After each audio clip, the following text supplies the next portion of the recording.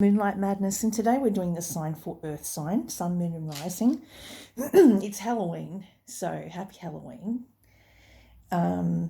This is the thing, we're doing this reading for Earth sign, Sun, Moon and Rising, and the first deck I've got is the Tarot by the Fairy Tarot by Doreen Virtue and Radley Valentine, and the Wisdom of the Oracle by Colette Baron-Reid. The Enchanted Map by Colette Baron-Reid. I like the imagery.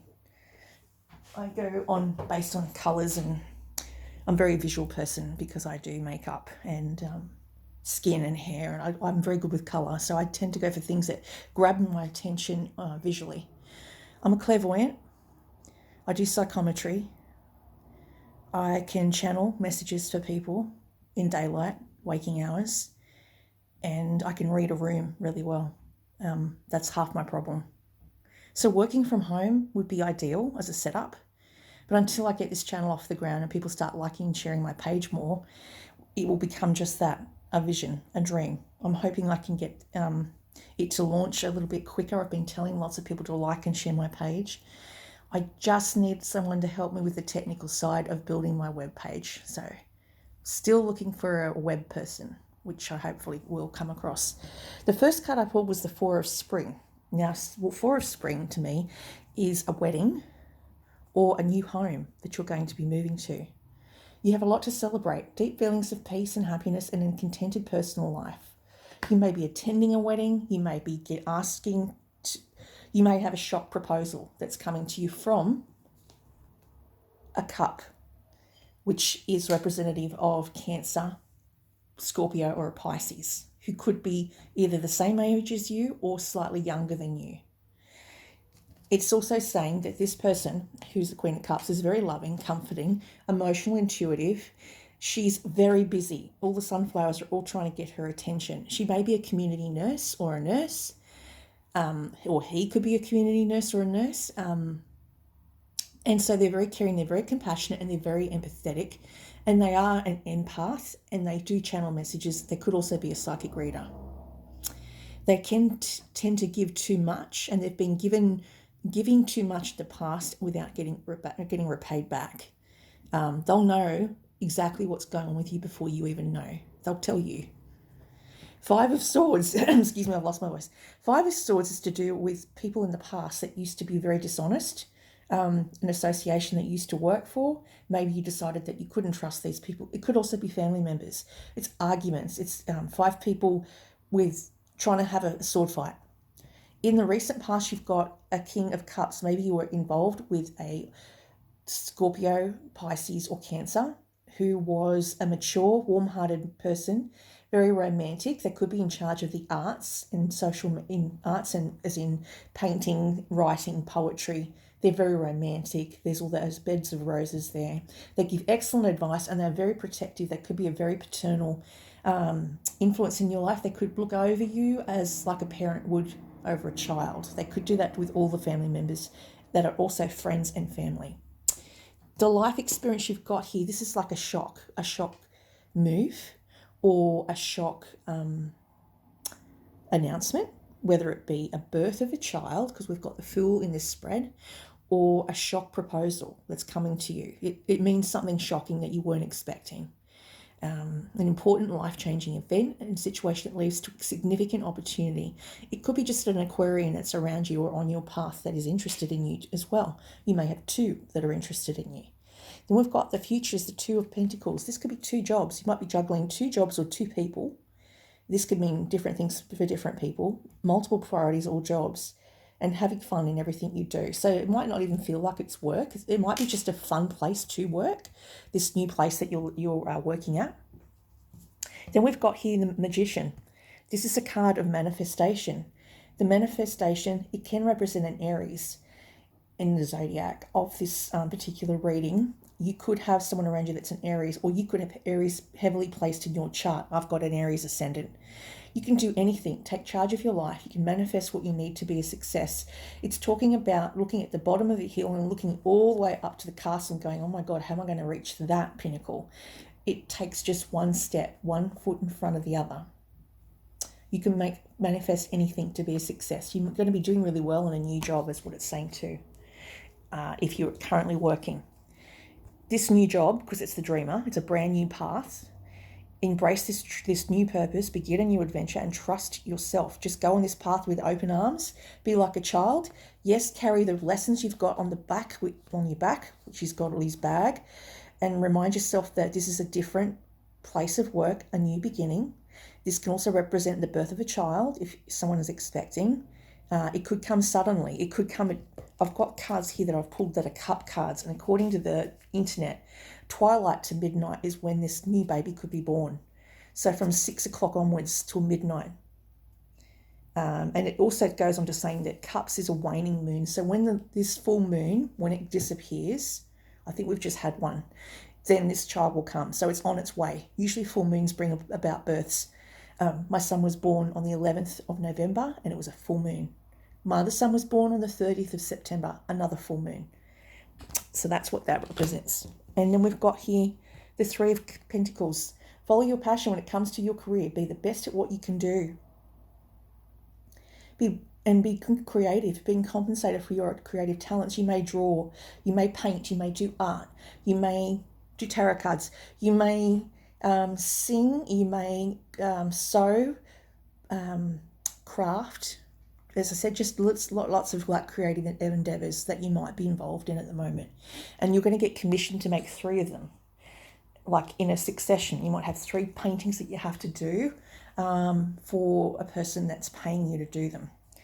Then you've got here the Death card, transformation. Now we're in Scorpio season, so that doesn't surprise me, but it can also mean a transformation of you or someone else. You may be going through a transformation. You may decide to start a really good health kick. You might be on a health kick. You might be trying to get your body into shape.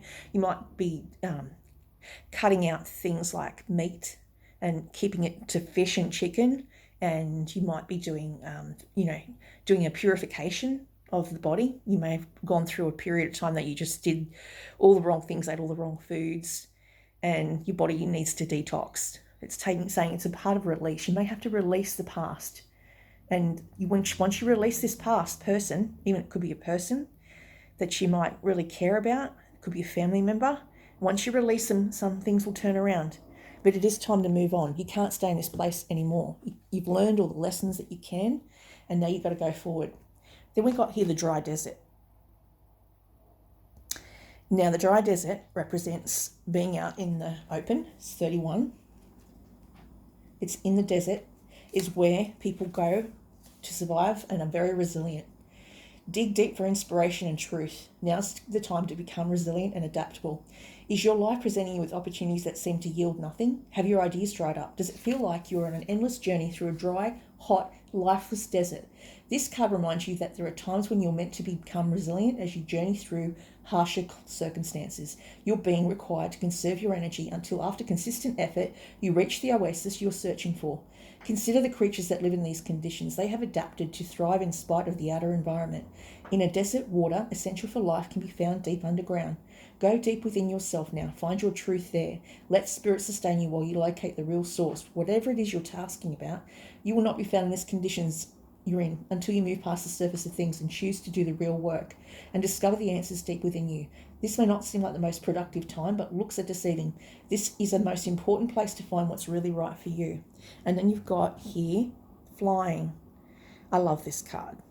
This talks about astral travel. Now, if you are a person that does that, you're going to have lots of astral dreams. You're going to go forward in time and backward in time. Most of the dreams I have is forward in time. I had a vision about a baby being born. My son told me in this vision that it's a little girl and her name is Elisa, which in Hebrew means Elizabeth, which means God's promise. And I think that's a beautiful name to name a baby. Elisa, Elisa, Hebrew name. I had that same vision before that plane that crashed over in Thailand. It was a Thailand plane that they couldn't find, that went missing. I had a vision about the word Hislop. Turns out that one of the men that was a doctor that was on that plane died. His last name is Hislop. And it's also a botanical name for lavender. So that's something I can't make up. That is actually what I saw and what I heard. And then they did find the plane. And it took a very long time, but it was, I think, a corrupt move, and I think it was a corrupt move on behalf of the Russians trying to start something. This is long before this war that started.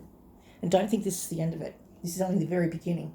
We will go to war and there'll be nothing left. And as I keep telling my sons, I saw no sign of life. The only thing that was left on the planet was a handful of people. And those handful of people were RAF, Army, Air Force, going around the neighbourhoods looking for signs of life. It was all mist, ice, like, the end of the world. And all I could hear was the hounds of hell. It was like they're going through the hounds. All I could hear was these dogs whining, crying, because there was nothing left. It was very confronting. This is one of the visions I had back in 2016, I think it was. Yeah, 2016 that was. If you were a bird flying high in the air, what would you see? When you soar above life's challenges and opportunities, a new perspective becomes available. Today you have invisible wings that allow you to swiftly bring your circumstances into alignment with your highest purpose. This is a sign that your waiting is over and that all your hard work has paid off, and the things you hope for are no longer beyond your scope. You have the ability to reach for the stars and find one with your name on it. Spread your wings and soar. The angels are waiting for you. That actually also ties in with the Aquarian card. So some of you may be dealing with an Aquarian around you because you've got the life experience. Aquarian, it's the Tower card, and then you've got this talking about a star being named after you and flying. I always think that Aquarians are very magical creatures. I don't think they walk to the same drum as everyone, beat of drum as everyone else does. I think they think outside the box. A lot of people think they're strange, they're kooky, they're off the charts. My mother does not understand me. My entire family does not understand me, and I think they're scared of what they don't understand, and so I can't talk about it to them, which means I've got no one to talk about it to. The only things I do is I predict things to my boys, but they actually want to know. They want to know what I see. They're open to it. I'm really glad they are. It's just interesting. My son recently went overseas and he did something so left of field. I was shocked by it. I didn't think, it was like a shock that he went ahead and did it. It was something he was talked about, but I didn't think he'd ever go through with it, and I found that really brave of him. He went against his father's and side of the family's belief system. He did that, and it blew me away. But that's such an Aquarian thing. You can't control an Aquarian. They are very rebellious. They will not stick to the social norms. They won't break the law intentionally, but they won't take kindly for you to try and force them into a situation or force them to think a certain way because you think that. This is the thing about Aquarians. They need to have their space. They need to have their freedom. They believe in social justice, but they also believe in freedom of speech and the right to do what they want with their body. So when I went and got my tattoo done when I was about 18, I came home one night with this tattoo and this blood dripping down my leg, and my mother was so shocked, and she's like, "Why did you do that?" I said, "Because I wanted one." And she was upset because none of my family members had a tattoo. I was the first one, and then my brother went and got one, and it just kind of flowed, and everyone in the family decided they wanted to get a tattoo. But anyway, I don't talk to them anymore. But it's just funny how I was the pioneer, the first one in the family to go off and do something that was so radical that it kind of shocked everyone, because they thought I was just this little quiet, meek and mild person. Never meek and mild. There is no such thing. Maybe when I was younger, but no, I'm very much an extrovert. I used to be an introvert. I don't like a lot of people around me. I don't let many people into my inner circle. If you are fortunate enough to be in my inner circle and you are my friend, count yourself lucky, because I'm very rarely staying in a situation or staying in a circle of friends that I don't feel appreciated by or I don't feel I can trust. For me, trust is golden. It's like the number one thing. If you break my trust, then I can't trust you, then that's it. I can't have that friendship. It's as simple as that. I don't like liars. I don't lie. I'm very honest. I got taught that very young. If you lie, you don't get to go to the library. If you don't do your homework, you don't get to go to the library. My favourite place in the world is the library. I love to read. I like to learn. And so this, to me, what I do here, is learning. I'm learning on different ways to do spreads, different ways to read people, different ways to interpret the cards, because they can be interpreted so many different ways. It's depending on your perspective. And that's all I have for you.